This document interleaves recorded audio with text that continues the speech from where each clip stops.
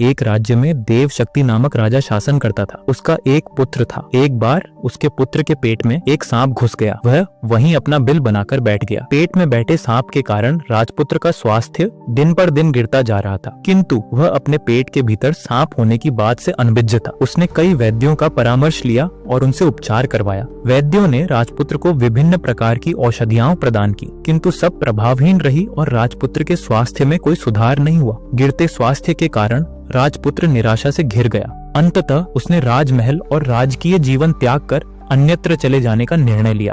अपने पिता के आज्ञा लेकर लंबी यात्रा कर वह अपने राज्य से अत्यंत दूर स्थित एक प्रदेश पहुंचा और वहां एक मंदिर में भिखारी का जीवन यापन करने लगा। जिस प्रदेश को उसने अपना बसेरा बनाया था, उस देश के राजा का नाम बलि था। उसकी 2 युवा पुत्रियां थीं। दोनों राजकुमारियां प्रतिदिन प्रातः काल अपने पिता के कक्ष में जाकर उन्हें प्रणाम किया करती थी। प्रणाम करते समय एक राजकुमारी राजा से कहा करती थी, पिताश्री प्रणाम, आप बड्ढे कृपालु हैं। आपकी कृपा से ही संसार सुख साधनों ने परिपूर्ण है। ये वचन सुनकर राजा की प्रसन्नता की कोई सीमा नहीं रहती थी। दूसरी राजकुमारी राजा से कहा करती थी, पिताश्री प्रणाम, जो जैसा कर्म करेगा वह वैसा ही फल पाएगा। ईश्वर आपको आपके कर्मों का फल प्रदान करे। यह वचन सुनकर राजा के क्रोध की कोई सीमा नहीं रहती थी। एक दिन राजा दूसरी राजकुमारी के प्रति अपने क्रोधावेश पर नियंत्रण नहीं रख पाया। उसने तत्काल मंत्री को बुलाया और उसे आदेश दिया, मंत्री, यह कन्या सदा कटु वचन ही कहती है। इसे कहीं दूर ले जाओ और किसी निर्धन परदेशी को सौंप दो। वहां निर्धनता में ये अपने कर्मों का फल भोगेगी।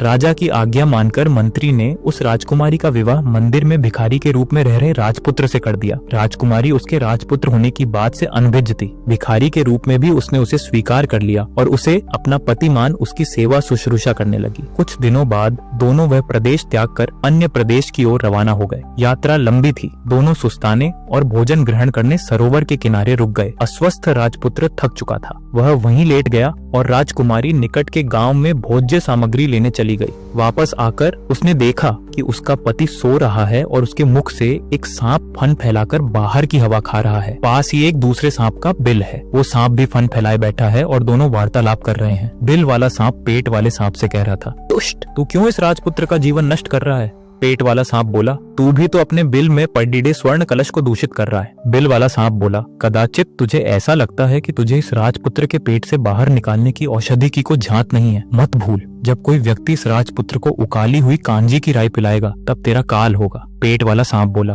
तेरे बिल में भी तो गर्म तेल डालकर कोई भी तेरा नाश कर सकता है। जब दोनों एक दूसरे के भेद खोल रहे थे तब राजकुमारी ने उनकी बातें सुन ली। उसने उनके द्वारा बताई विधियों से दोनों का ही नाश कर दिया। इस तरह राजपुत्र भी स्वस्थ हो गया और बिल में से स्वर्ण कलश पाकर उन्हें निर्धनता से भी मुक्ति मिल गई। स्वास्थ्य लाभ प्राप्त करने के उपरांत राजपुत्र राजकुमारी को लेकर अपने देश लौट गया। वहां उसके पिता ने दोनों का स्वागत किया और वे सब सुख चैन का जीवन व्यतीत करने लगे। विद्वेष और कलह में 2 सांपों ने एक दूसरे के भेद खोल दिए और राजकुमारी ने वह भेद जानकर उनका नाश कर दिया। इसलिए कहते हैं कि आपसी कलह का लाभ तीसरा व्यक्ति उठाता है। अगर आपको ये कहानी पसंद आई हो तो इसे लाइक करें, सब्सक्राइब करें और शेयर करना ना भूलें।